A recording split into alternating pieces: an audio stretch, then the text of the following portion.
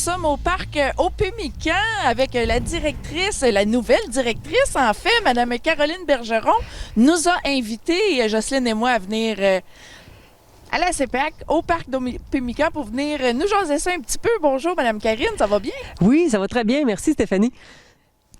Nouvelle directrice. Exactement. Nouveau poste excitant. Oui. On peut commencer avec ça. Ben c'est parfait. Ben exactement. Là, c'est ma 3e semaine en poste. C'est tout frais. C'est tout frais. Félicitations. Ben un gros merci. Ça me fait bien plaisir là d'entreprendre ce nouveau défi là. Un beau défi comme je les aime là. Puis c'est une belle continuité de ce que j'avais déjà commencé là avec l'équipe de gestion qui était en place. C'est ça parce que ça fait depuis 2017 que vous mentionnez que vous étiez ici. Exactement. Depuis septembre 2017 là, j'étais ici au début comme responsable des services à clientèle. Puis, il y a 2 ans, là, j'ai eu le poste de responsable des opérations où je chapeautais là, le service à la clientèle et le service maintenance et infrastructure. J'ai fait ça 2 ans. Puis là, avec le départ d'Ambroise Lick, qui était à la direction, c'était une belle opportunité pour moi là, de passer à l'étape suivante. Et vous étiez prête à passer... C'est ça. La direction. C'est ça, exactement. Ben, en fait, dans ma carrière, là, je me suis toujours vue là, éventuellement comme ayant un poste de ce niveau de gestion-là. Puis, avec le développement qu'on a fait au cours des dernières années aussi, toute l'équipe de gestion a été souvent très impliquée dans les projets. Donc, au niveau des dossiers qu'on a à entreprendre, à continuer à développer, c'est des dossiers sur lesquels je suis déjà très familière. Donc, ça allait un peu de soi là, que ça soit moi là, qui entreprenne ce projet-là. D'accord. Bien, félicitations encore une fois, Mme Bergeron. Merci. Donc, Mme Bergeron, est-ce que vous aimeriez nous dire un peu une mise à jour de qu'est-ce qui va se passer quand l'ouverture du parc Opémican cette année? Oui, ben c'est ça. Cette année, on va être prêt là, à accueillir les gens pour le vendredi, le 17 juin. Puis on se fait poser la question parfois, là, les gens nous demandent « Hey, il me semble que vous ouvrez tard un peu, on a des belles fins de semaine en juin. » C'est qu'on a encore du développement à faire, des travaux à faire sur le terrain. Donc, on se permet d'étirer notre printemps justement pour pouvoir faire ces travaux-là. Mais dans les années à venir, là, d'ici 3 à 5 ans, on va probablement ouvrir là, plus à la fin mai, début juin, justement pour profiter de ces belles fins de semaine-là. Mais là, vu que vous êtes encore dans le mode de développement, construction, vous étirez ça le plus longtemps que vous pouvez pour assurer la meilleure qualité à vos clients. Oui, c'est ça. Puis comme on le sait aussi, c'est que notre printemps, souvent, il arrive tard un peu. On a pas mal de neige cette année, justement. Donc, ça nous permet là, d'avoir plusieurs semaines là, pour continuer nos travaux. Donc, on ouvre le 17 juin cette année. Encore cette année, là, on va avoir des services, là, le camping, au prêt-à-camper, de la randonnée pédestre. On a de la location de vélos, canots aussi. On a plusieurs activités nautiques, là, des paddleboards, pédalos, des kayaks aussi, kayaks de mer, canots. Donc, on a tout ça à offrir comme les autres années d'avant. Mais aussi, cette année, justement, dans nos travaux ce printemps, on a la restauration de la maison du surintendant qu'on va pouvoir visiter de l'extérieur. Puis, on a aussi la reconstruction de l'ancien moulin à scie qui était ici à l'époque. Puis ça, c'est au bout de notre sentier patrimonial. Puis, ça va se faire ce printemps. Là. Donc, ça va être possible. Encore des gros... C'est ça, exactement. Des gros développements, alors. Puis, pour ceux qui sont venus visiter l'auberge Jourdouin qu'on a ici derrière nous, elle était accessible l'été passé, mais cette année, l'exposition va être installée à l'intérieur. Donc, ça va être vraiment une exposition qui va permettre là, de découvrir la vie au quotidien à la Pointe-Opémican. Qu'est-ce que c'était dans le temps du flottage du bois? Là, et on récapitule cette merveilleuse bâtisse a été construite, hein? Oui, c'est ça. Ça a été construit en 1883. La première section qu'on voit ici, là, en bois et carré, cette section-là, là, ça a été construit en 1883. 138 ans. Bonne en mathématiques. Non, c'est parce que je suis née en 1984, 100 ans et 101 ans avant.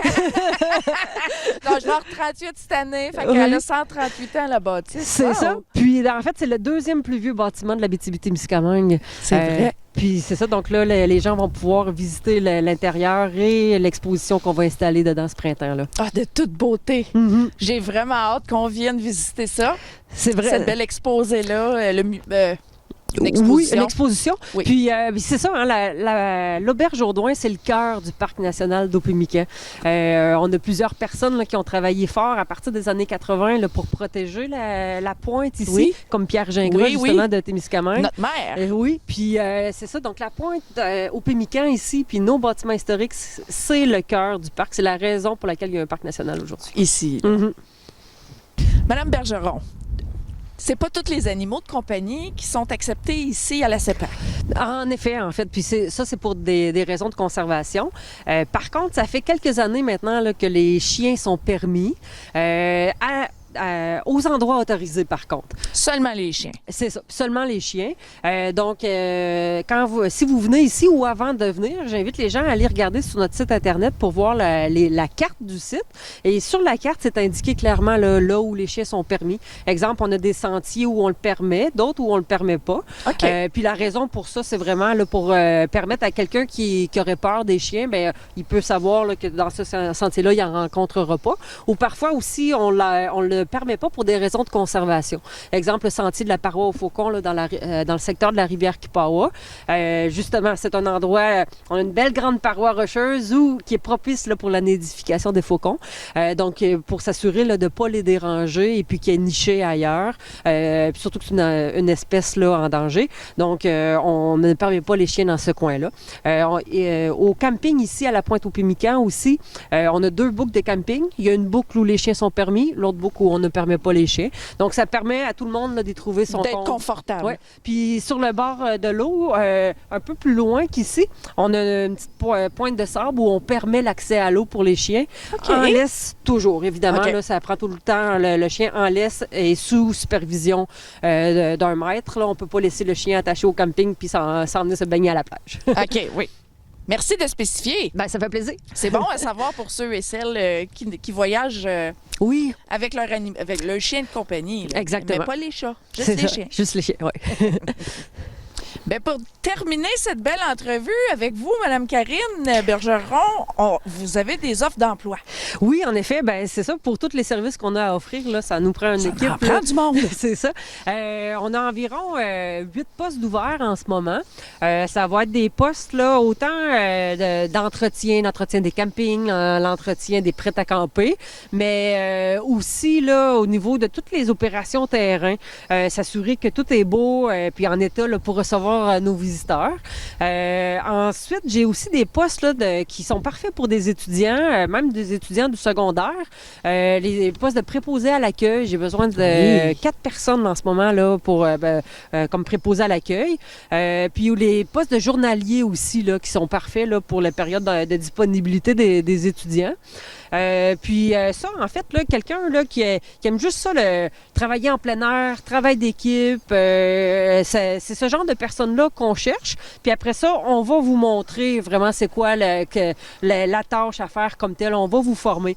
Préposé à l'accueil, c'est sûr que j'ai besoin davantage quelqu'un qui est à l'aise avec un ordinateur parce que tout se passe avec les systèmes informatiques. Donc, un étudiant là, qui est bien à l'aise avec l'informatique comme préposé à l'accueil, là, ça serait génial. Oui. Bilingue, c'est sûr. Oui, en effet, c'est super important, surtout préposé à l'accueil au niveau des postes de journalier ou d'entretien. Ça, c'est plus ou moins important. C'est Unilingue, c'est correct. Oui, mais c'est sûr, c'est un atout de pouvoir se débrouiller parce que Toujours. même les préposés à l'entretien, disons, ou les préposés aux opérations terrain, ils vont se faire interpeller par des visiteurs de temps en temps. D'être en mesure de pouvoir parler le français et l'anglais, ça l'aide là au moins pour pouvoir diriger les gens vers le service aux visiteurs. C'est là. ça, parce que c'est immense ici. Là. C'est ça, exactement. Puis aussi, c'est ça, on est tellement proche de l'Ontario, on a quand même quasiment là, un 20 de nos visiteurs qui proviennent de l'Ontario. Donc, de pouvoir parler anglais, c'est nécessaire. Mais c'est sûr, faut aussi parler français. Oui. De base, toute au niveau de la CEPAC, là, notre langue de travail, c'est surtout le français, mais nous, au Pémican, on est pas mal les deux, français et anglais. Flexible. Exactement. Puis, donc, ensuite, après, au niveau de l'équipe terrain, ben, je recherche aussi des postes pour l'équipe de gestion. D'accord. Donc, j'ai besoin de bâtir mon équipe. J'ai besoin de bras droits en ce moment. On a un poste là, de responsable des services de la maintenance et des infrastructures. C'est vraiment un poste qui va superviser l'équipe d'entretien terrain. Donc, toutes les opérations, ce que j'aime souvent mentionner, là, c'est que mon responsable de la maintenance et infrastructure s'occupe de toute l'arrière-scène, donc de tout ce qui se passe que les visiteurs n'ont pas connaissance. Ouais. Puis mon responsable des services à la clientèle, lui, c'est le chef d'orchestre de ce qui se passe sur scène. OK. Puis j'ai besoin de ces deux personnes-là en ce moment. Donc, responsable de service à clientèle, donc va superviser l'équipe de préposés à l'accueil, toutes les activités qu'on donne aux visiteurs, la location, puis après ça, tout ce qui est au niveau des caisses aussi, avec de gérer là, les entrées de revenus dans la journée. Donc, ça prend quelqu'un qui est aussi habitué avec l'informatique. Pour le poste de responsable maintenance infrastructure aussi, là, parce qu'il y a quand même plusieurs choses qu'on fait avec des logiciels maison, là, de gestion, d'inventaire, ainsi de suite. Mais dans tout ça, j'ai surtout besoin, ces deux postes-là, c'est des personnes, là, c'est des gestionnaires d'équipe. Donc, des gestionnaires d'équipe puis des gestionnaires des opérations. Donc, quelqu'un qui comprend bien la logistique opérationnelle, quelqu'un qui aurait travaillé dans l'événementiel, ça serait des bonnes personnes pour ça, là. Parfait. Puis finalement, je cherche aussi quelqu'un, un coordonnateur à la conservation et à l'éducation. Donc ça, c'est plus un volet, justement, au niveau de quelqu'un qui aurait une formation en biologie, écologie, environnement. Parce que, dans le fond, en fait, les parcs nationaux, la mission première, c'est la protection du territoire. L'écosystème. De l'écosystème, du milieu naturel. Et puis, cette personne-là c'est sûr qu'il y a une supervision d'équipe, là, dont on parle des gardes-parcs naturalistes, les gardes-parcs patrouilleurs, le garde-parc technicien du milieu naturel. Donc, il y a une supervision d'équipe, mais on travaille davantage là, proche de projets de recherche, de suivi des indicateurs environnementaux, de projets, exemple, là, dans l'auberge Audouin, justement, on va installer des caméras pour étudier un peu les martinets ramoneurs qui viennent nicher dans les caméras. OK. Donc, il y a des projets intéressants comme À ça. long là. terme, quand Oui. même. Là. Oui, alors, ça va se faire cette année. Là. OK. On va installer des caméras là-dedans pour justement voir là, les martinets qui vont rentrer. Puis dans l'auberge Audouin, on va installer un écran où on va pouvoir les voir. OK. Donc, ça va être intéressant pour les visiteurs. Absolument. Mais c'est ça. Donc, ce coordonnateur-là ou coordonnatrice va travailler vraiment de très près sur des projets de conservation comme ça. Il y a aussi le volet éducation à cette tâche-là, qui est justement de faire connaître notre milieu naturel aux visiteurs. Puis, pour Opémican, on a un gros volet historique aussi. Donc, de tout faire connaître ça aux visiteurs par l'entremise là, de nos gardes-parcs naturalistes. Donc, c'est pas l'opportunité des emplois qui manque. Si ça vous tente de faire un changement de carrière aussi, pourquoi pas? C'est le temps. Oui, tout à fait. Puis c'est des beaux postes quand même. Oui. Là. On a un super beau site où travailler. C'est sûr, au niveau de la gestion, on travaille un peu moins sur le terrain, mais quand même, c'est des opérations. Donc, on fait pas mal, on est au bureau et sur le terrain à la fois. Là. Donc, c'est intéressant pour ça. Puis les gens qui seraient intéressés, je les invite à appliquer, là, aller sur le site de cepac.com/carrière au singulier. Puis après ça, ils ont juste à chercher l'emplacement Parc national d'Opémican, puis ils vont voir nos Les postes. offres d'emploi. C'est Les ça. postes. Exactement. Puis si jamais quelqu'un aurait des questions, qui hésite un peu à appliquer, ils peuvent me téléphoner. 819-627-3551, le poste 6955. Puis ça va me faire plaisir là, de discuter avec eux. Là. Puis aussi, on a plusieurs retraités qui travaillent dans l'équipe. Puis je les invite, les gens qui seraient prêts à travailler 2-3 jours semaine, je les invite vraiment à nous contacter. Pour nous, en fait, ça la donne vraiment bien des gens qui aimeraient ça travailler à temps partiel. Surtout en période de pénurie de main-d'œuvre, ça nous permet de combler certains trous dans notre horaire là, qui nous manquent. Donc, quelqu'un qui voudrait travailler 2-3 jours semaine, là, je vous invite à appliquer. Là, ça ferait vraiment plaisir de vous avoir dans l'équipe. Magnifique. Madame Karine Bergeron, directrice du Parc national Opémican, merci beaucoup. Merci. C'est moi qui vous remercie de l'invitation. Puis, je vous souhaite un bon été. On a hâte. Et puis, bonne saison 2022. Merci beaucoup. Merci.